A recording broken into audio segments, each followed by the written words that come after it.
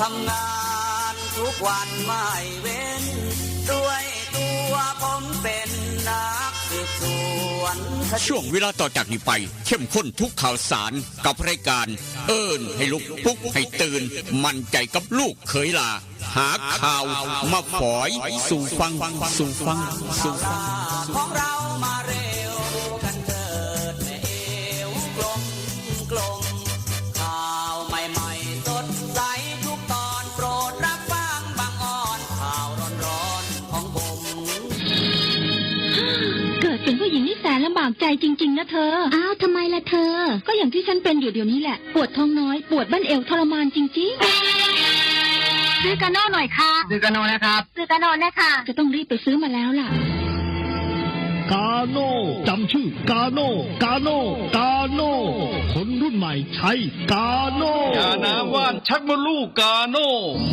จัดจำหน่ายโดยบริษัทเวชภัณฑ์ยากาโน่ป๊อกซอฟตี้เครื่องหมายการค้าตรามือรับเหรียญทองยกสุดท้ายยาป๊อกกล่องสีเขียวตรามือรับเหรียญทองใช้บรรเทาการปวดเมื่อยตามกล้ามเนื้อเคล็ดขัดยอกยาป๊อกน้ำมันยาป๊อกกล่องสีเขียวตรามือรับเหรียญทองบรรเทาการปวดเมื่อยเคล็ดขัดยอกมีจำหน่ายตามร้านขายยาทั่วไปโรคฤทธิ์ดุมทวารหนักเป็นแล้วทรมานเริ่มต้นจากมีอาการคันบริเวณขอบรูทวารและมีอาการปวดท่วงทวารหนักถ้าปล่อยไว้นานอาจมีแผลเป็นรูปกลีบมะเฟืองและเป็นหนอกคล้ายเดือยไก่มีเลือดไหลซึมถ้าเป็นมากจะถ่ายออกมาเป็นเลือด3 ก๊กมาแล้วยาเม็ดบรรเทาฤทธิ์ดวงทวารหนักตรา3 ก๊กยาเม็ดบรรเทาฤทธิ์ดวงทวารหนัก3 ก๊กกราฟ500ชนิดแคปซูลจัดจำหน่ายโดยบริษัทเวชภัณฑ์ยากาโน่ป๊อกซอฟตี้จำกัดเครื่องหมายการค้าตรามือรับเหรียญทองกล่องละ350 บาทมีจำหน่ายตามร้านขายยาชั้นนำทั่วไป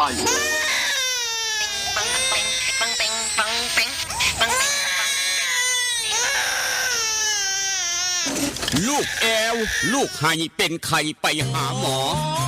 ช่วยด้วยช่วยหน่อยคุณหมอไปคลินิกนายแพทย์จามิกรหรือว่าหมอดอดใจดีตั้งอยู่ตรงข้ามตลาดสดสีช่องใหม่ไปมาหาง่ายตรวจรักษาโรคทั่วไปเด็กผู้ใหญ่ผู้สูงอายุความดันเบาหวานตรวจน้ำตาลในเลือดโรคทางเดินอาหารทางเดินหายใจปวดกล้ามเนื้อคอกระดูกเสื่อมมีวิตามินบำรุงผิวบำรุงร่างกายบริการส่งตรวจเอ็กซเรย์คอมพิวเตอร์ตรวจคลื่นแม่เหล็กไฟฟ้าไปคลินิกนายแพทย์จามิกรอยู่ตรงข้ามนาตลาดสีช่องใหม่ตรวจดีมีมาตรฐานบริการเหมือนญาติพี่น้องเปิดบริการสู้มือต้องไปหาหมอดอดใจดีสอบถามได้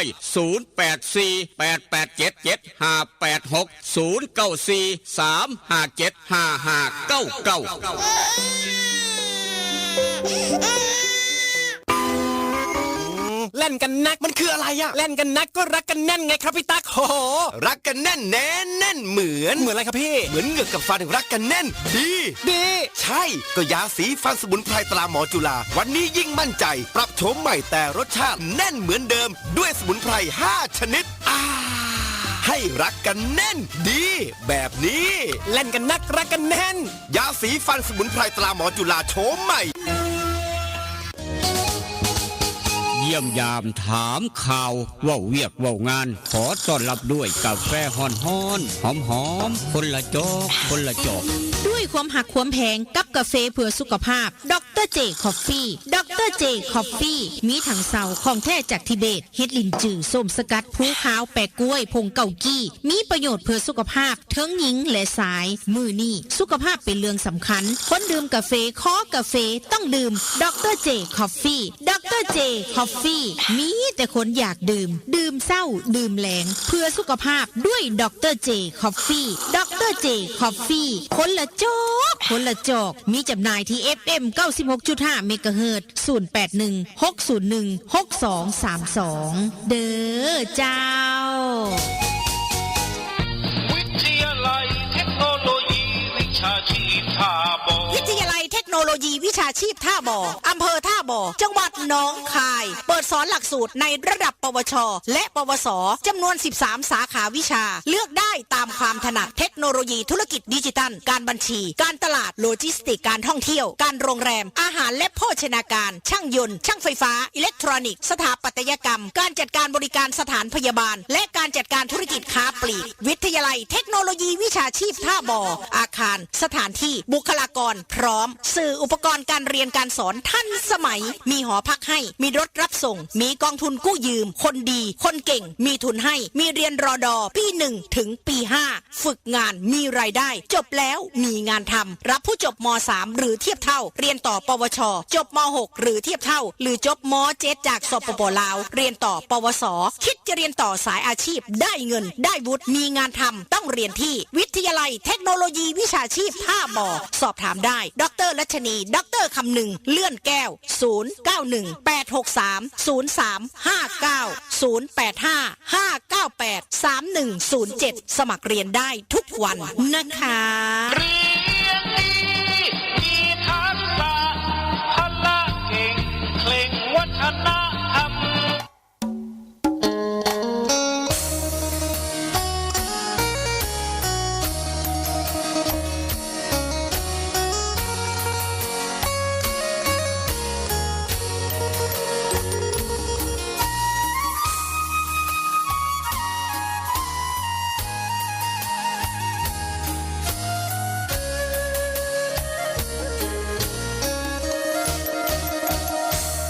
นั่ง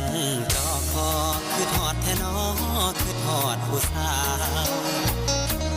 เย็นลมหนาวกินข้าวแลงแล้วยังบ่นอ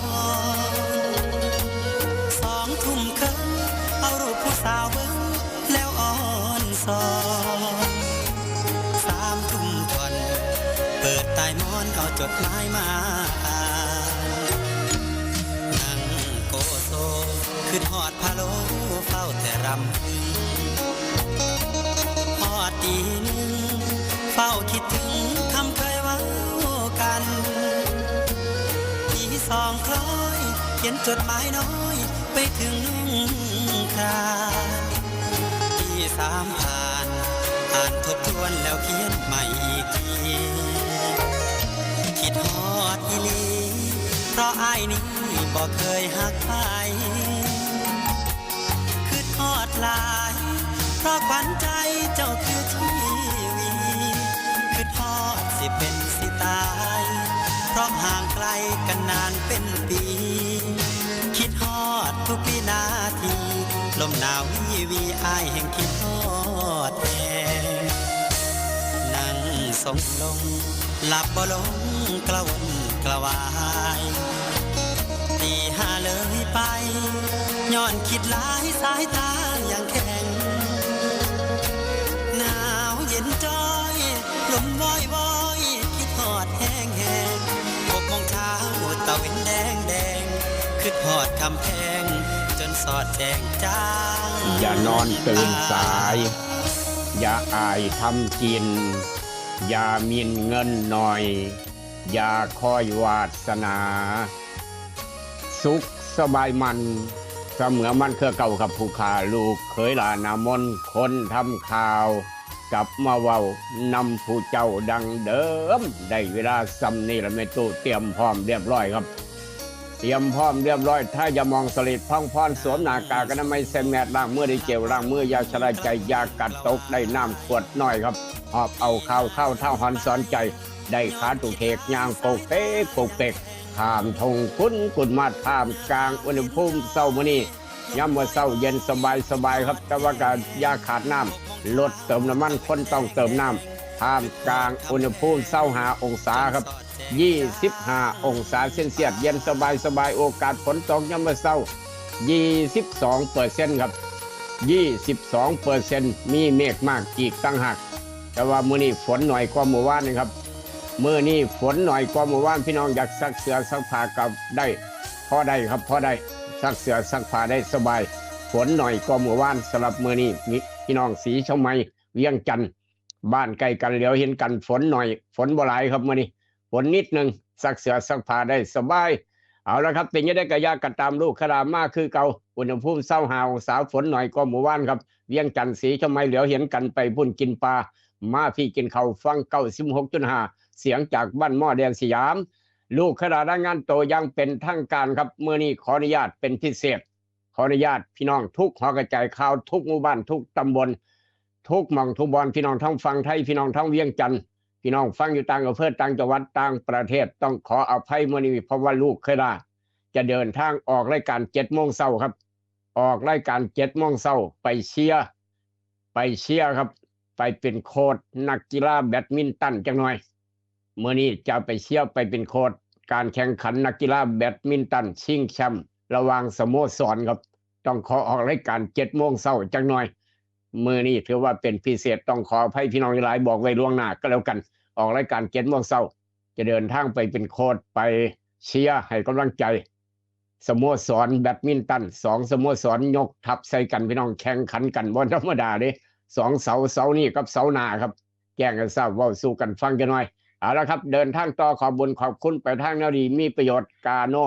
ปอกสบู่ซับตี้ยาทายพยาธิไวซุนิก3กกดาบ500แบบแคปซูลกินง่ายกาโน่ปอกสบู่ซับตี้ยาทายพยาธิไวซุนิก3กกดาบ500แบบแคปซูลกินง่ายทุกร้านขายยาทั้งเวียงจันทร์มีขายยาสีฟันหมอจุฬากาแฟดร.เจนี่เจ้าของเดียวกันบริษัทเดียวกันศูนย์ใหญ่ทั้งเวียงจันทร์โยห้านขายยาใสสะอาดตลาดแรงหนองด้วงว้าวแค่นี้พี่น้องหูจักดีปัญญังอยากได้น้ำปลาปรุงรสแซ่บนัวคั่วยิ้มพุ่งกับบ่ต้องคิดยากจะหน่อยน้ำปลาปรุงรสแซ่บนัวคั่วยิ้มพุ่งโยห้านสินดาดอิ่มพุ่งบ้านสีส้มเซินทั้งเกาเลียวเมืองสีโคตรกำลังขายดิบขายดีทั้งหนองคายทั้งเวียงจันทร์ขายดีขนาดกำลังไหลไปทุกเฮือนทุกหลังคาเฮือนทุกร้านตำฮงทุกร้านลาบร้านก้อยน้ำปลาปรุงรสแซ่บนัวคั่วอิ่มพุ่งซื้อนี่พี่น้องไปหามาใส่ในครัวของพี่น้องแต่ละหม่องแต่ละบ้านแต่ละหมู่บ้านแต่ละตำบลเสน่ห์ไปจะวักผัวหักตลอดไปเสน่ห์ไปจะวักผัวหักตลอดไปย้อนตำฮงใส่น้ำปลาแดกแซ่บนัว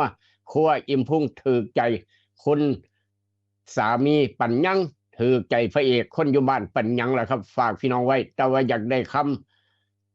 คำจากเส้นน้อยเส้นใหญ่แหวนวงน้อยวงใหญ่ราคาแพงขึ้นประมาณ 1,400 บาทเมื่อวานแต่ว่าก็บ่เป็นหยังเพราะว่าพอปู่แม่ย่าเตรียมมัดแขนเอาลูกไผ่พ่อเฒ่าแม่เฒ่าเตรียมมัดแขนเอาลูกเขยไปเอาวิสัยครับทั้งเวียงจันทร์ห้านไข่คำแม่กองแพงคำผิวตลาดเศร้านครหลวงข้ามมาทางศรีชมัยครับข้ามฝากมาทางศรีชมัยจังหน่อยมื้อนี้คลินิกนายแพทย์จามิกรคุณหมอดอนจะดีเปิดคลินิกบริการพี่น้องตามปกติวันเสาร์มื้อนี้เปิดคลินิก8 โมงครึ่งฮอดเที่ยงยามมื้อแลง5 โมงแลงฮอด2 ทุ่มครึ่งได้ยินแล้วก็บอกต่อกันไปคลินิกนายแพทย์จามิกรจองคิวสอบถามได้ปรึกษาได้ลูกหลานไข้พ่อแม่เป็นไข้หลวงพี่หลวงพ่อเป็นหวัดเป็นไอเป็นไข้เป็นหนาวต้องการขอใบรับรองแพทย์ต้องการฉีดวัคซีนป้องกันไข้หวัดใหญ่ตัวสมคนขายดอกไม้ครอบครัวคนขายดอกไม้ใจบุญครับหูจักดีปัญญังละเบอร์โทรศัพท์คุณหมอดอนใจดีแม้กระทั่งคลินิกนายแพทย์จามิกรคุณหมอดอนใจดีฟังตรงข้ามตลาดเศร้าตลาดสดศรีชมัยไปมาหาง่ายจองคิวปรึกษาคุณหมอดอนได้0836769581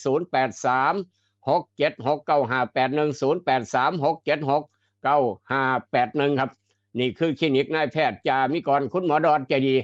แต่ว่าอยากได้เนื้อสดๆเดินทางต่อออกจากคลินิกนายแพทย์จามิกรเข้าโค้งบ้านพันเผาอยากได้เนื้อไปลาบไปก้อยไปซุ่มไปแซวกันมื้อนี้วันเสาร์ฉลองตำแหน่งฉลองวันไข้วันเกิดของหลายคนอย่าลืมไปเอาเนื้อสดเนื้อเฮ็ดใหม่ๆขึ้นเขียงใหม่ๆ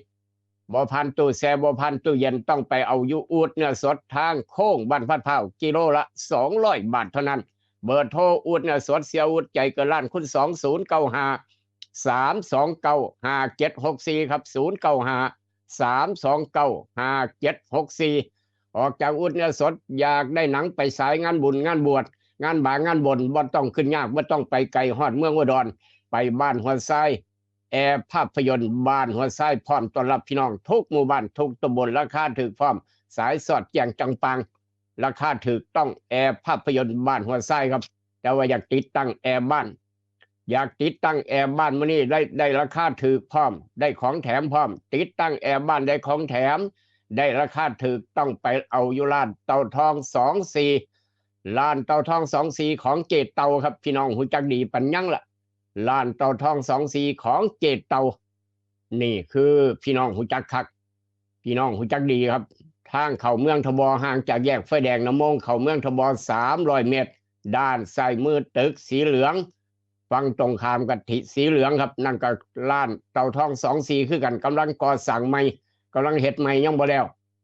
ด้านซ้ายมือกับเต่าทองสองสีเอกลักษณ์ของร้านเต่าทองสองสีตึกสีเหลืองเกตเต่าคนใจดีคนใจบุญพร้อมอีกต่างหากบริการอย่างเต็มพิกัดเปิดบริการซุมื้อบ่มีมือหยุดบ่มีมือปิดอยากติดตั้งแอร์บ้านได้ของแถมมื้อนี้ยี่ห้อได้กระยาไป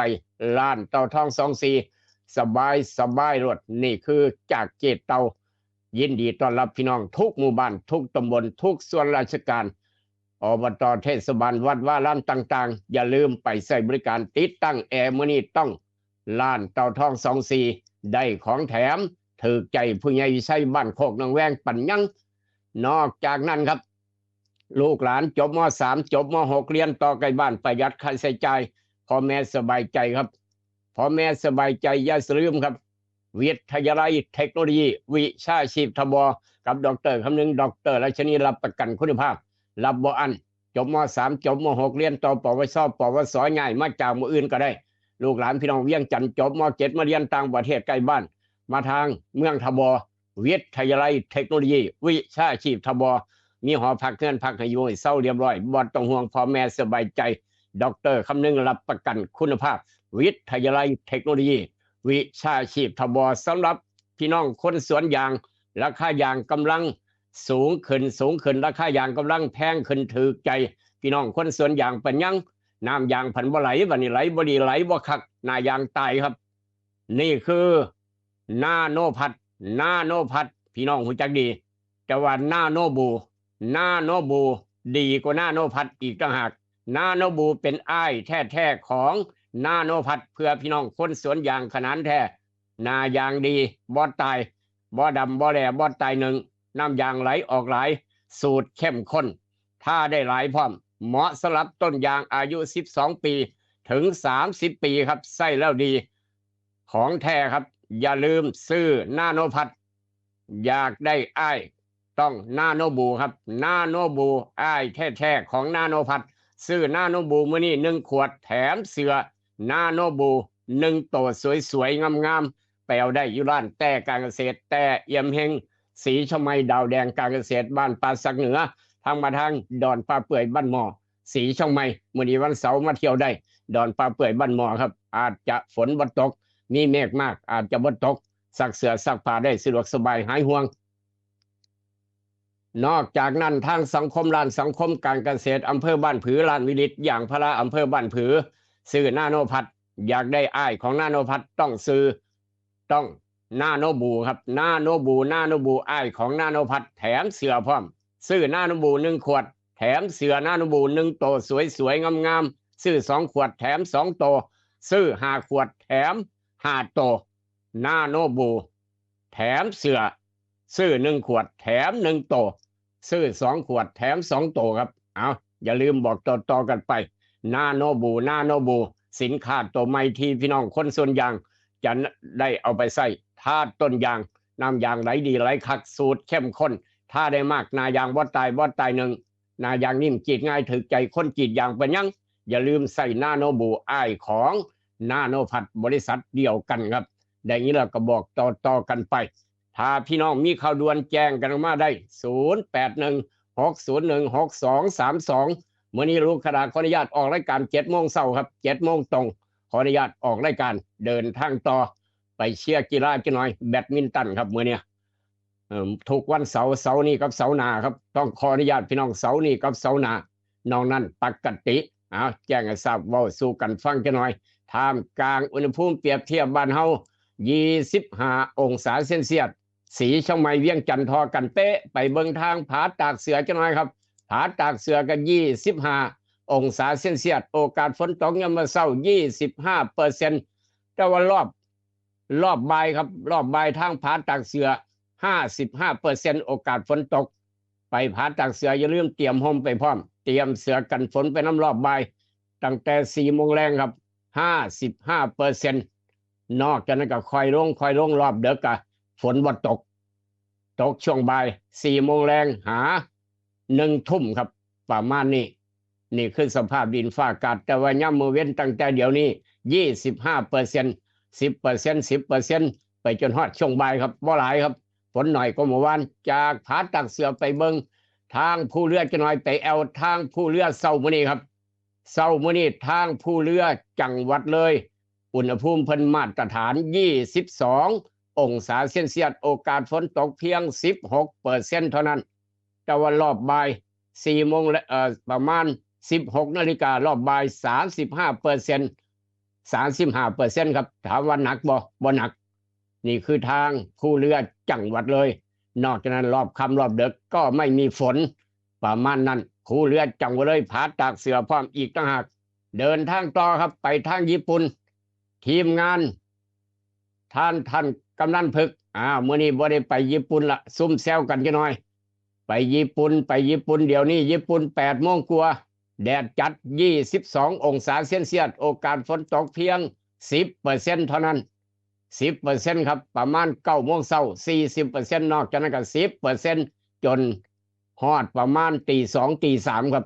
แดดจัดอากาศดีสบายญี่ปุ่นเช้ามื้อนี้22 องศาเซลเซียสหลายคนเบิ่งฟุตบอลโลกอดตาหลับขับตานอนครับนี่แค่มื้อที่2คืนที่2นี่เนี่ยอดตาหลับขับตานอนแล้วเสื้ออยู่เป็นเดือนโอ้ยสิบ่ตาโกนบ่เนาะเพิ่นว่าน้ำหนักลดให้กำลังใจสำหรับคนข้อบอลโลกครับมวนขนาดบอลโลกปีนี้ถือว่ามวนตั้งแต่นัดแรกเพราะว่าเร็วขนาดโอ้โหครับแต่ละทีมต้องฟิต 100% ถ้าบ่ฟิตโอ้ยเมื่อยแอกแรกละฟุตบอลโลกถือว่าปีนี้ถือว่ากติกาใหม่ครับกติกาใหม่นักฟุตบอลต้องเล่นเร็วเป็นพิเศษทราบบ่ได้เวลาบ่ได้ถือใบดำใบแดงยังก็ว่ากันไปแล้วครับบ่ได้ห้ามเด้แม้กระทั่งคนจับประตูครับคนเป็นประตูก็เวลาบ่ได้คือกันนี่คือฟุตบอลโลกยุคใหม่รวดเร็วทันใจครับให้กำลังใจทุกทีมก็แล้วกันเป้าหมายคือแชมป์ฟุตบอลโลกครับติดตามตอนต่อไปพี่น้องแค่คืนที่2เอาแล้วครับจากญี่ปุ่น22 องศาพาพี่น้องไปทางพูนครับไปทางสวิตเซอร์แลนด์ทางยุโรปสวิตเซอร์แลนด์อุณหภูมิเย็นถึกใจปัญญังครับถึกใจทางพ่อเชษฐ์กันนรงค์16 องศาเซลเซียสโอกาสฝนตกเพียง 5% เท่านั้นนี่คือทางยุโรปสวิตเซอร์แลนด์ 5% ครับฝนหน่อยไม่มีฝนสะดวกสบายตี 1 กว่าครับนี่คือทางสวิตทางยุโรปทางญี่ปุ่นลืมบ่ได้พาพี่น้องไปเที่ยวเสียงขวางมื้อนี้วันเสาร์วันคล้ายวันเกิดของไอ้เพ่งน้องแตงเราเพิ่งไปเสียงขวางมาฝนตกนะว่าซั่นว่าฝนตกแต่ว่ากันสะดวกสบายอุณหภูมิเสียงขวางมาตรฐานโอกาสฝนตกยามมื้อเช้ามื้อนี้ทางเสียงขวางวันเสาร์ครับ 15% เพียง 15% เท่านั้นบ่หลายครับช่วงบ่ายกับบ่ายโมงประมาณ 50% หลังจากนั้นยามมื้อคืนตั้งแต่ทุ่ม 1เป็นต้นไป7 โมงยามมื้อคืน 0% ออกหาอยู่หากินได้สบายยามมื้อคืนฝนบ่ตกนี่คือสภาพดินฟ้าอากาศทางเสียงขวางเตรียมห่มไปพร้อมเตรียมเสื้อกันฝนไปนำก็แล้วกันภาคเช้าภาคยามมื้อเว้นฝนตกฝนลิ้นยามมื้อคืนฝนบ่ตกตั้งแต่7 โมงยามมื้อคืนเป็นต้นไปเสียงขวางอุณหภูมิเดี๋ยวนี้20 องศาเซลเซียส20 องศาครับนี่คือทางเสียงขวางทุ่งไหหินครับสภาพดินฟ้าอากาศโลกใบเดียวกันอุณหภูมิแตกต่างกันเอามาเว้าสู่กันฟังประจำเช้าวันที่13เดือนมิถุนายนพุทธศักราช2569ตรงกับวันเสาร์แรม13ค่ำเดือน7ปีมะเมียครับตำรับตำราพ่อแม่ครูบาอาจารย์เลิกงามยามดีมื้อนี้ว่าจังได๋13มิถุนายนมื้อนี้ครับเปิดปั๊มน้ำมันดีเลิกงามยามดีเปิดปั๊มน้ำมันดีเปิดอู่ซ่อมรถร้านซ่อมมอเตอร์ไซค์รถใหญ่เปิดร้านเสียงกงดีขายเครื่องยนต์กลไกดีปัญญังเปิดร้านขายอุปกรณ์ไฟฟ้าดียิ่งนักแลมื้อนี้ครับเป็นวันอาทิตย์บดีวันมงคลเปิดปั๊มน้ำมันดีเปิดอู่ซ่อมรถดีร้านซ่อมร้านน้อยร้านใหญ่ดีขายเครื่องยนต์กลไกขายอุปกรณ์ไฟฟ้าดีปัญญังมื้อเนี่ยมื้ออื่นครับมื้ออื่นมหาสิทธิโชคทำการมงคลทุกอย่างดีแต่ต้องเฮ็ดในเวลาที่เป็นมงคลบ่าย 3 หา 4 โมงครึ่ง หลังจากนั้น4 โมงครึ่งหา 18 นาฬิกาวันจันทร์ที่ 15 วันจันทร์ที่ 15 โลกาวินาศห้ามทำการมงคลทุกอย่างทุกแนวพี่น้องก็ลองพิจารณาเบิ่งกันแล้วกันนี่คือตำรับตำราเลิกงามยามดีพ่อแม่ครูบาอาจารย์บอกไว้ว่าจังสั้นลูกเคยบอกต่อก็ลองพิจารณาเบิ่งไม่เชื่ออย่าลบหลู่แต่ว่าเอาเลิกสะดวกก็แล้วแต่ตามอัธยาศัยครับไม่ผิดกฎหมายแต่ว่าหลานชายหลานสาวคลอดมาเมื่อคืนลืมตาเบิ่งโลกเมื่อคืนตั้งแต่6 ทุ่ม 1 นาทีที่ว่าเกิดวันเสาร์ครับดวงวาสนาบักคำต้องให้อาจารย์พิญโยเอากระดานดำขึ้นมาดินสอหินขึ้นมานั่งเขียนบวกลบคูณหารนั่งสมาธิน้อยหนึ่งได้ออกมาว่าจังสี่เด้อไม่ใหญ่เด้อดวงวาสนาของหลานชายครับโดยความปรารถนาดีกับคลินิกนายแพทย์จามิกรคุณหมอดอนจะดีมื้อนี้วันเสาร์เปิดตามปกติดวงวาสนาบักคำน้อยใหญ่ขึ้นมาจะเป็นคนคาดการณ์ได้แม่นยำมีจิตใจเข้มแข็งกล้าหาญเคร่งขรึมมีมานะบากบันใน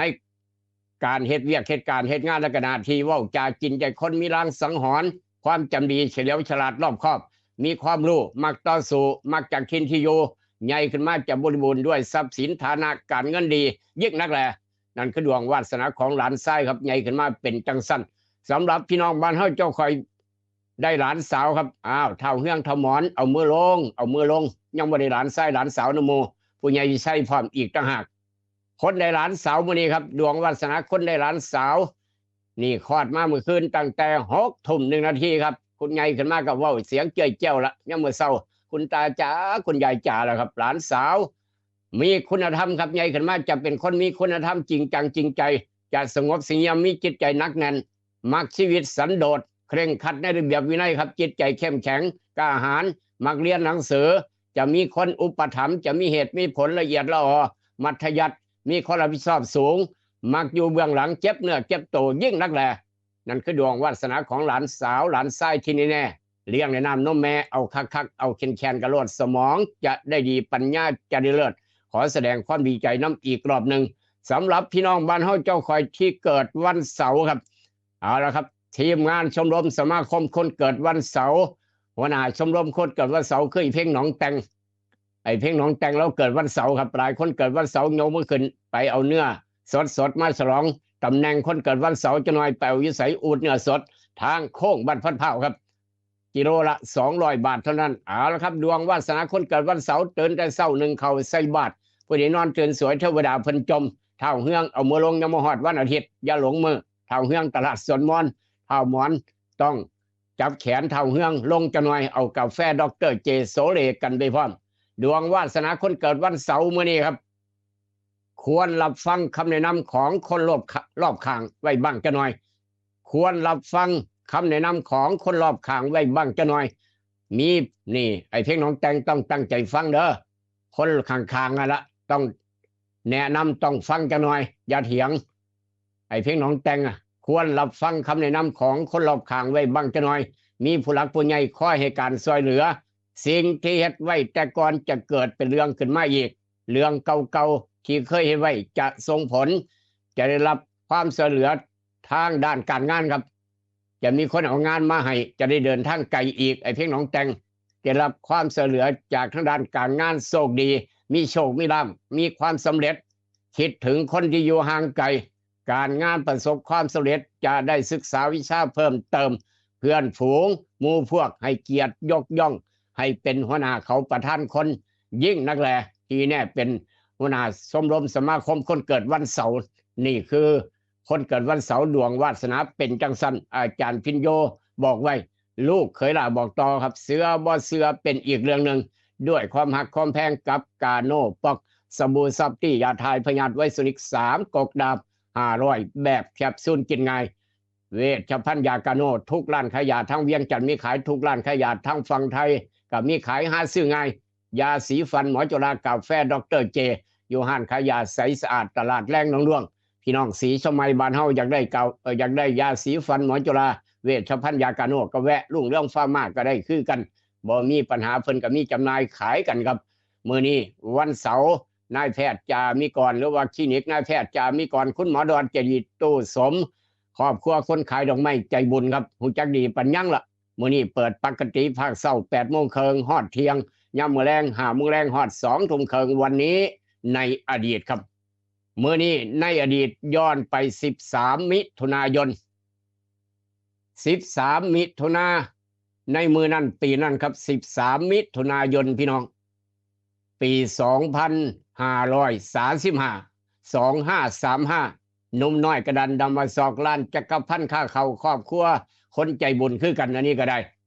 จักรพันธ์ข้าเขาหนุ่มน้อยกระดันดำมาสอกเราหูจักดีเราแฟนคลับพุ่มพวงดวงจันทร์ครับ13มิถุนาปี2535พุ่มพวงดวงจันทร์อายุก็ยังหน่อยครับอายุยังหน่อยพี่น้องเพียง30 ปีในเมื่อนั้นปีนั้นราชินีเพลงลูกทุ่งชื่อดังของประเทศไทยเสียชีวิตอย่างกระทันหันซึ่งวงการลูกทุ่งยังคงรำลึกถึงในฐานะวันจากไปของดาวค้างฟ้าครับดาวค้างฟ้าก็คือพุ่มพวงดวงจันทร์เจ้าของเพลงหลายผลงานเพลงนำกัน13มิถุนา2535ปีนั้นจำได้ว่าเสียชีวิตอยู่ทางจังหวัดพิษณุโลกครับทุกวันที่13มิถุนาทางจังหวัดสุพรรณบุรีจัดงานรำลึกนึกถึงราชินีเพลงลูกทุ่งพุ่มพวงดวงจันทร์ก็ลองฟังเพลงพุ่มพวงดวงจันทร์เบิ่งพี่น้องมีเพลงอย่างแน่หลายผลงานเพลงที่พี่น้องหูจักดีปานยังนักร้องบ้านนอกจังสินะนักร้องบ้านนอกหรือว่ากระแสะเข้ามาสิอะไรประมาณนั้นนี่คือคำว่าพุ่มพวงดวงจันทร์ราชินีเพลงลูกทุ่งจากโลกนี้ไปในอายุยังหน่อยแบบกระทันหัน30 ปีครับจนฮอดปีนี้จักปีแล้วก็ลองคิดเบิ่งจนเป็นแม่พึ่งพุ่มพวงดวงจันทร์แล้วครับเอามาเว้าสู่กันฟังวันนั้นในอดีตแต่ว่ามื้อนี้ปัจจุบันน้ำบ่ไหลไฟบ่สว่างหนทางบ่ดีพี่น้องว่ากันเข้ามาแจ้งกันเข้ามาครับทุกเสียงทุกสายทุกหมู่บ้านทุกตำบล0816016232ทางป่าสักใต้หมู่4ลักเครื่องสูบน้ำทางป่าสักใต้หมู่9ลักน้ำมันเปิดฝาถังลักน้ำมันบาดนี้สูบเอาน้ำมันดูดเอาน้ำมันอยู่ในถังของพี่ของน้องพี่น้องเอ้ยจะเป็นคักกันยังวะซอยกันเบิ่งซอยกันแย่งครับทุกหมู่บ้านร่วมด้วยช่วยกันร่วมพลังจับโจรให้ได้ร่วมพลังจับโจรให้ได้ครับหมู่บ้านใดเป็นลักษณะจังเสียนี่คือทางป่าสักใต้หมู่9ทางป่าสักใต้หมู่4ผู้ใหญ่ใสผู้ใหญ่สุจิดาครับมนตรีศรีทางป่าสักใต้หมู่9กำลังเปิดออกหอกระจายข่าวดังเช้ามื้อนี้ขออนุญาตออกรายการ 7:00 นเช้าเด้อพี่น้องทุกหมู่บ้านทุกหอกระจายข่าวครับ 7:00 นเช้าขออนุญาตออกรายการเพราะว่าจะเดินทางไปให้กำลังใจนักกีฬานี่ครับยกสโมสรใส่กันแข่งแบดมินตันนักกีฬาแข่งแบดมินตันมื้อนี้ครับถึง2 เสานี้แล้วก็เสาหน้าแจ้งให้ทราบว่าสู่กันฟังจะหน่อยเอาละครับขออนุญาตเดินทางเร็วจะหน่อยขอบุญขอบคุณทุกหมู่บ้านทุกหอใจข่าวทั้งหนองบึงน้อยจิตอาสาพัฒนาหมู่บ้านพร้อมเปิดออกหอใจข่าวดังๆอบต.สกลคนโคกธรรมผู้ใหญ่ใช้มาตรฐานผู้ใหญ่ตูมาตรฐานท่านกำนันพึกมาตรฐานตู้ถึงอปพลดีเด่นมาตรฐานพี่น้องทางอำเภอเมืองหนองคายทางตำบลพระธาตุบางพวนทางทาบอศรีชมัยสังคมโพตากน้ำสมนางยุงนางงัวแมนเบิดฟังรายการนี่ลูกปุ๊กให้เตือนพอดตู้วิญญาณพร้อมอีกต่างหากเอาละครับขออนุญาตเดินทางต่อไปสำรวจตรวจสอบหน้าหนึ่งของไทยรัฐกับยาสีฟันหมอจุฬากาแฟดร.เจนอกจากนั้นห้านไข่คำแม่กองแพงคำผิวตลาดเศร้านครหลวงน้ำประแดกแซบนัวครัวอิ่มพงพี่น้องหูจักดีปัญญังอยากได้แอร์บ้านอย่าลืมร้านเตาทอง24ร้านเตาทอง24ครับของเจตเตาคนกองนางใจดีใจบุญแถมพร้อมซื้อแอร์บ้านติดตั้งแอร์บ้านมื้อนี้แถมพร้อมต้องไปเอาอยู่ร้านเตาทอง24ครับอยากได้นาโนพัดอย่าลืมนาโนบูอ้ายแท้ๆของนาโนพัดกำลังแถมเสื้อร้านแต่การเกษตรแต่เอี่ยมเฮงเป็นตัวแทนจำหน่ายได้ยินแล้วก็บอกต่อกันไปขออนุญาตเดินทางต่อครับไปสำรวจตรวจสอบหน้าหนึ่งของไทยรัฐเช้ามื้อนี้ว่าจังได๋ครับหน้าหนึ่งของไทยรัฐพี่น้องคนไทยได้ยินข่าวแล้วก็โศกเศร้าพระสงฆ์นิกรชาวไทยโศกเศร้าทั่วประเทศครับโศกเศร้าทั่วประเทศประชาชนสุดอาลัยองค์พาสิ้นพระชนข่าวใหญ่ขึ้นหน้าหนึ่งของไทยรัฐเช้ามื้อนี้ครับ ประชาชนสุดอาลัยทั่วประเทศทั่วโลก องค์พาสิ้นพระชนม์ประชาชนคนไทยครับ นี่ถือว่าเป็นข่าวใหญ่ขึ้นหน้าหนึ่งของไทยรัฐนอกจากนั้นครับกรอบร่องกรอบย่อยมีอย่างแน่แจก AI แค่2 ล้าน 4 แสนครับแจก AI แค่2 ล้าน 4 แสนหัวข้อข่าวไทยรัฐหน้าหนึ่งว่าจังสั้นนอกจากนั้นเป็นภาพพี่น้องประชาชนสุดอาลัยองค์พระครับเป็นภาพข่าวขึ้นหน้าหนึ่งของไทยรัฐนอกจากนั้นมาดวนไทยรัฐครับดวนไทยรัฐว่าจะเลยดวนไทยรัฐเข้ามาแล้วครับดวนไทยรัฐเข้ามาแล้วพี่น้องหาซื้อนี่ดวนข่าวใหญ่ครับคึกคักขนาดคนหาซื้อสลากคึกคักแม่ค้าเปิดเลขเด็ดขายดิบขายดีคนหาซื้อเบิดทุกแผงเกลี้ยงแผงครับนี่คนหาซื้อสลากลอตเตอรี่ครับแม่ค้าเปิดมานี่ปื้อปรับขายดีขนาดเลขเด็ด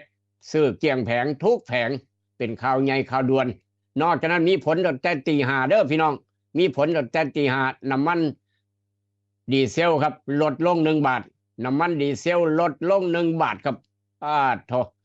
มีผลตั้งแต่ตี 5เอาถือลง1 บาทประหยัดเงินไป1 บาทแต่ละลิตรนอกจากนั้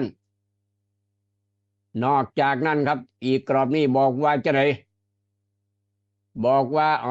กุลวดีครับประธานกรรมาธิการที่ดินเตรียมเรียกหน่วยงานเข้าชี้แจงหลังชาวบ้านโวย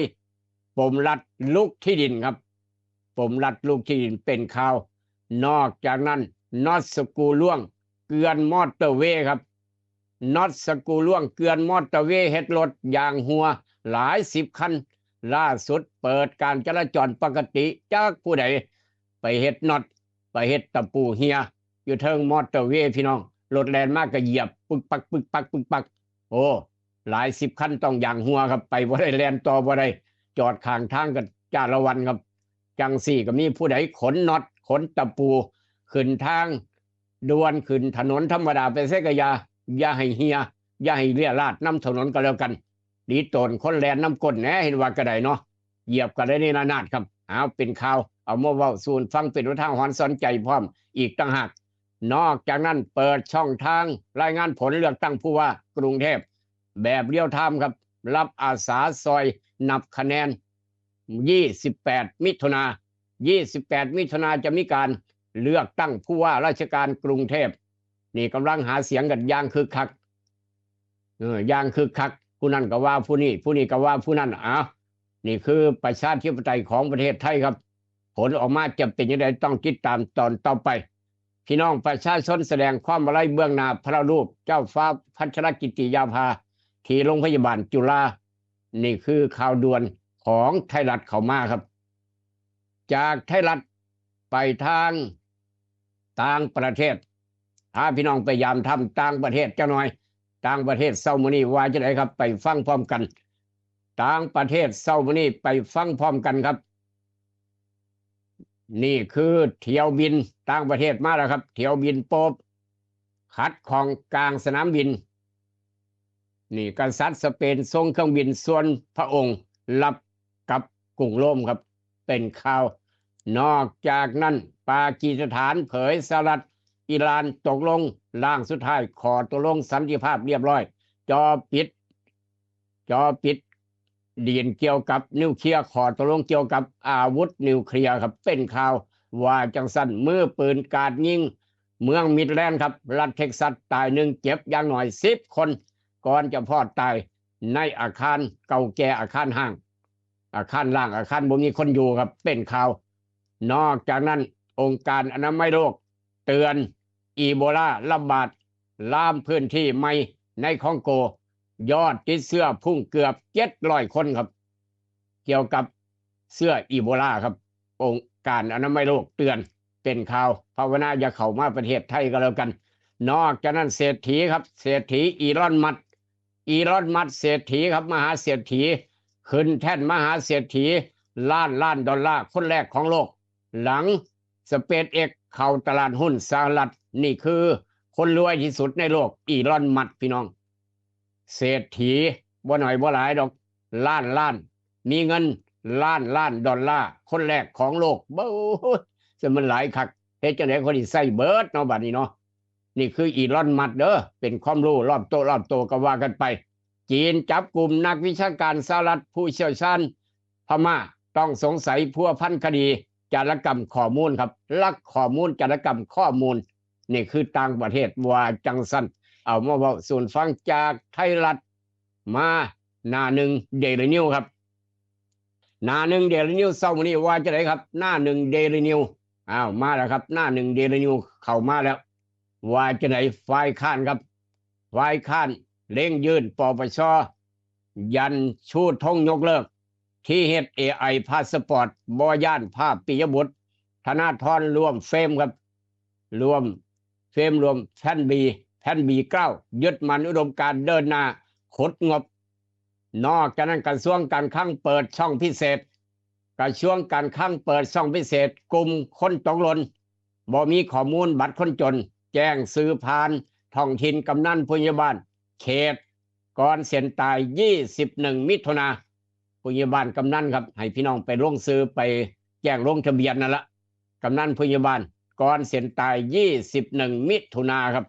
นอกจากนั้นกรอบต่อไปของเดลินิวเส้นสงครามลามเศรษฐกิจปี69หดไป 2.5% ธนาคารโลกภาวะเงินเฟ้อสินค้าแพงครับภาวะเงินเฟ้อสินค้าแพงแต่ว่าทำบอกว่าเงินเฟ้อผมมักว่าซะว่าทำว่าถ้าเงินเฟ้อนี่ผมมักนอกจากนั้นนายกประกาศบ่รับเทียครับนายกประกาศไม่รับเทียแก๊งคอนเตอร์หลอกลวงกำชับจับบ่สนผู้ใดใหญ่ผู้ใดก็อย่าจับเบิดประมาณนั้นเป็นข่าวนี่คือจากหน้าหนึ่งของเดลินิวเช้ามื้อนี้ครับนอกจากนั้นธนาคารโลกภาวะพิษสงครามเศรษฐกิจปีนี้หด 2.5% การเงินตึงเครียดรุ่นราคาสินค้าแพงกว่าเก่าอีกต่างหากปปงเร่งคืนเงินเหยื่อแก๊งคอนเตอร์นายกแถลงเองกำชับย้ำเจ้าหน้าที่ว่าต้องเกรงใจผู้ใดเป็นข่าวครับนอกจากนั้นอนุทินโชว์เวที JFCCT ครับ2026ถกผู้นำการค้าต่างประเทศย้ำปฏิรูปกฎระเบียบทันสมัยพัฒนาคนสร้างความเชื่อมั่นพาประเทศเข้มแข็งนี่คือข่าวต่างๆจากหน้าหนึ่งของไทยรัฐเดลินิวเช้ามื้อนี้เอามาเว้าสู่ฟังอันใดดีมีประโยชน์นำไปคิดนำไปใช้อันใดบ่ดีเอาไปทิ่มลงแม่น้ำโขงด้วยความปรารถนาดีกับกาโน่ปอกสบู่ซอฟตี้ยาทายพยาธิไวรัสนิก3กกดาบ500แบบแคปซูลกินง่ายทุกร้านขายยามีขายหาซื้อง่ายเป็นลิสะดวกทวารอย่ามองข้าม3กกดาบ500แบบแคปซูลกินง่ายยาสีฟันหมอจุฬากาแฟดรเจทุกร้านค้าทุกร้านขายยามีขายทั้งเวียงจันทร์ก็อยู่ศูนย์ใหญ่ห้านขายยาใสสะอาดตลาดแรงหนองด้วงห้านขายคำแม่กองแพงคำผิวตลาดเศร้านครหลวงอยู่ตึกชั้น2ตอนหน้าบันเลื่อนพี่น้องไปใช้บริการน้ำปลาแดกแซ่บนวดต้องคั่วอิ่มพุงครับน้ำปลาแดกแซ่บนวดต้องคั่วอิ่มพุงกำลังขายดิบขายดีพอบ้านในบ้านยังบ่มีจำหน่ายขายกันเฝ้าติดต่อด่วนเฝ้าไปเอามาใส่เอามากินด่วนแล้วจะประทับใจติดใจครับน้ำปลาแดกแซ่บนัวคั่วอิ่มพุงอยากติดตั้งแอร์บ้านมื้อนี้ต้องร้านเตาทอง24ได้ของแถมพร้อมของเจดเตาทางเข้าเมืองทบห่างจากแยกไฟแดงน้ำมงเพียง300 เมตรด้านซ้ายมือตึกสีเหลืองด้านขวามือกำลังก่อสร้างท่าสีเหลืองเป็นเอกลักษณ์นั่นแหละครับโชว์รูมขนาดใหญ่ของแอร์บ้านร้านเตาทอง24ของเจดเตาถ้าพี่น้องเปิดบริการซุมื้อบ่มีมือหยุดบ่มีมือปิดดังนี้เราก็บอกต่อกันไปสำหรับพี่น้องคนส่วนยางใส่นาโนพัดแล้วต้องอย่าลืมอ้ายของนาโนพัดนั่นคือนาโนบูครับนาโนบูเข้มข้นถ้าได้หลายสำหรับต้นยาง12 ปีฮอด30 ปีใส่แล้วดีซื้อนาโนพัดมื้อนี้ซื้อนาโนบูพร้อมซื้อนาโนบู1 ขวดแถมเสื้อนาโนบู1 โตร้านแต่การเกษตรแต่เอี่ยมเฮงดาวแดงการเกษตรบ้านป่าสักเหนือเป็นตัวแทนจำหน่ายทางสีชมัย3 หันใหญ่สังคมการเกษตรอำเภอบ้านผือล้านวิลิตอย่างพระอำเภอบ้านผือเป็นตัวแทนจำหน่ายได้ยินแล้วก็บอกต่อกันไปพี่น้องคนส่วนยางอย่าลืมนาโนบูอ้ายของนาโนพัดใส่ดีคักดีแล้วต้องบอกต่อครับคนส่วนยางต้องคู่กับนาโนบูคู่กับนาโนพัด นี่คือคนสวนยางครับ ทุกสวนยางสวนน้อยสวนใหญ่อย่างนี้เราก็บอกต่อกันไปกำลังแถมเสือนาโนบูแถมเสือเด้อพี่น้องเสือตัวโกดตัวงามใส่เสือนาโนบูไปกรีดยางห้วยถือใจปัญญังละนาโนบูไปถามด้านแต่การเกษตรแต่เอี่ยมเฮงสีชมัยครับเป็นตัวแทนจำหน่ายขออนุญาตเดินทางต่อครับ เวลาค่อนข้างจำกัดไปทางหนองคายอุทาหรณ์สอนใจมือว่านหนองคายบ่มีหยังครับยังเมือง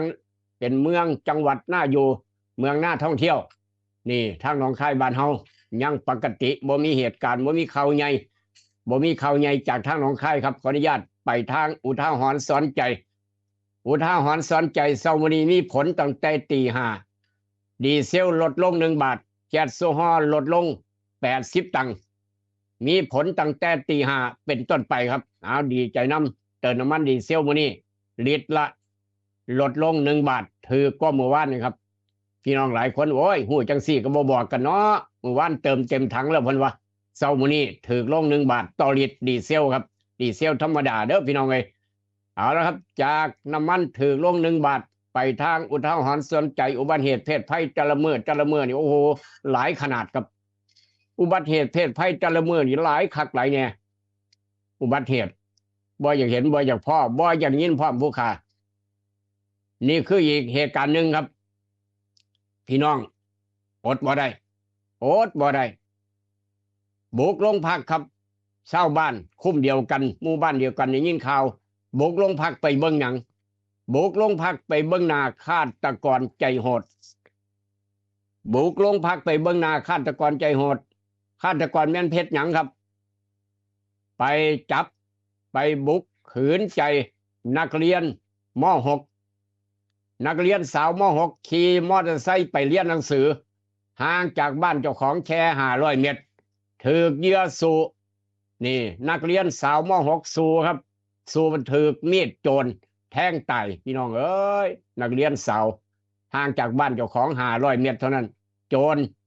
บุกพยายามข่มขืนครับนักเรียนสาว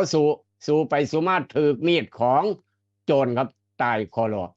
เห็นบ่ห่างจากบ้านเจ้าของ500 เมตรนี่ขี่มอเตอร์ไซค์ออกไปครับเรียบร้อยพี่น้องได้ยินข่าวตำรวจจับได้แค่นั้นอยากไปเอาไปเบิ่งหน้าฆาตกรใจโหดครับเป็นข่าวเอาเรามาระวังลูกหลานบ้านเฮาจงคอยขี่มอเตอร์ไซค์ข้ามทงไปเรียนหนังสือไปโรงเรียนนั้นโรงเรียนนี้เด้อขี่มอเตอร์ไซค์ไปผู้เดียวอันตรายครับบอกกันเตือนกันกันหน่อยในโลกยุคปัจจุบันพ่อแม่นี่ต้องดูแลเป็นพิเศษอย่ามองข้ามความปลอดภัยครับความตายแขนคอถูกบัดยางพี่น้องบอกว่าอายุน้อยอายุหลายจากเหตุการณ์นั้นมาทางเหตุการณ์นี้กับกาโนปอกสบู่ซอฟตี้ยาทายพยาธิไวซุนิก3 กกไปทางเกี่ยวกับหมู่บ้านซื้อหมู่บ้านซ้ำกันครับซื้อหมู่บ้านแปลกซ้ำกันถือว่าเป็นข่าวดีครับทางกระทรวงมหาดไทยเห็นชอบเปลี่ยนซื้อหมู่บ้านเปลี่ยนซื้อเทศบาลเปลี่ยนซื้อวัดรวม6 หม่องแก้ปัญหาซื้อซ้ำซ้อนลดความเข้าใจของพี่น้องเหมาะสมกับอัตลักษณ์ประวัติศาสตร์ของพื้นที่ยกตัวอย่างครับนี่มี6 หม่องขอเปลี่ยนซื้อใหม่มี6 หม่องขอเปลี่ยนซื้อใหม่ครับนี่หมู่บ้านเปลี่ยนซื้อใหม่มีอยู่หม่องหนึ่งตอนแรกชื่อว่าหมู่บ้านปาขี่ติ้วอำเภอแม่ว่างจังหวัดเชียงใหม่บ้านชื่อว่าบ้านปาขี่ติ้วครับขี่ติ้วอำเภอแม่ว่างจังหวัดเชียงใหม่เปลี่ยนมาเป็นบ้านปาติ้วซื่อๆครับบ่มีคำว่าขี่เอาขี่ออกเปลี่ยนมาเป็นบ้านปาติ้วนี่คือทางกระทรวงมหาดไทยอนุมัตินอกจากนั้นเปลี่ยนจากเทศบาลตำบลจำนวน1 หม่องเปลี่ยนจากเทศบาลซื้อเทศบาลครับจำนวน1 แห่ง 1 หม่องอยู่ทางพูนบึงกาฬทางจังหวัดบึงกาฬครับตอนแรกธรรมดาเอิ้นว่าเทศบาลตำบลบ้านศรีพนาเทศบาลตำบลบ้านศรีพนาอำเภอเซกาจังหวัดบึงกาฬเปลี่ยนมาเป็นเทศบาลตำบลเซกาครับ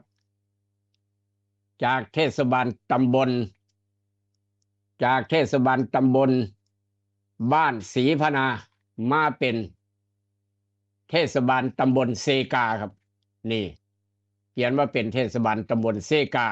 เอาทางบึงการครับเปลี่ยนชื่อใหม่แล้วเด้อพี่น้องเอ้ยตำบลเซกาครับเทศบาลตำบลเซกาจากเทศบาลตำบลบ้านศรีฟนาชื่อวัดเทพประธานจังหวัดจันทร์วัดเทพประธานจังหวัดจันทร์เปลี่ยนเป็นวัดเทพประธานอธิพรครับทางจังหวัดพิษณุโลกวัดน้ำพึ่งจังหวัดพิษณุโลกเปลี่ยนมาเป็นวัดนาม่วงนุสรณารามเปลี่ยนมาเป็นวัดนาม่วงนุสรณารามเพราะว่าชื่อวัดซ้ำกันหลายเขาเลยเปลี่ยนชื่อใหม่นอกจากนั้นทางจังหวัดร้อยเอ็ดวัดป่าคอนแคนครับวัดป่าคอนแคนจังหวัดร้อยเอ็ดเปลี่ยนมาเป็นวัดป่าศรีมงคลคอนแคนบ่เอาคอนแคนนี่โอ้ยบ่ไหวซื้อจังไรบุซื้อคอนแคนพี่น้องคือจังสียังจิตตกสิลนอยู่เนาะวัดป่าคอนแคนว่าสิว่าจังหวัดร้อยเอ็ดเมืองเกินร้อยขอเปลี่ยนมาเป็นวัดป่าศรีมงคลจะได้โชคได้ลาภศรีมงคลครับนอกจากนั้นวัดสร้างเรืองจังหวัดศรีสะเกษเปลี่ยนมาเป็นวัดพระธาตุเรืองรองนี่เปลี่ยนชื่อใหม่ครับจากกระทรวงมหาดไทยเพราะฉะนั้นสลับคณะกรรมการเปลี่ยนแปลงชื่อจังหวัดอำเภอตำบลหมู่บ้านหรือสถานที่ราชการอื่นๆของมหาดไทยเป็นคณะกรรมการตามกฎหมายมีอำนาจหน้าที่พิจารณาหลักเกณฑ์และกันกรองให้ความเห็นของการเสนอเปลี่ยนแปลงโดยเป็นการวิเคราะห์ศึกษาถึงหลักฐานหรือวิถีชีวิตที่สอดคล้อง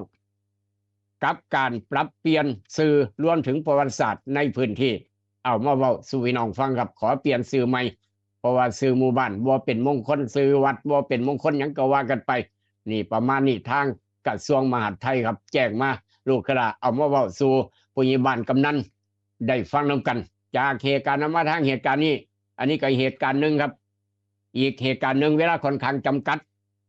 ญาติโยมตกใจครับหลวงพ่อ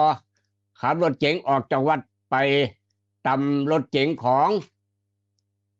ผู้หญิงครับไปตามรถเก๋งอีกคันหนึ่งซึ่งเป็นของผู้หญิงลงมาแล้วเมาเหล้าวันนี้หลวงพ่อ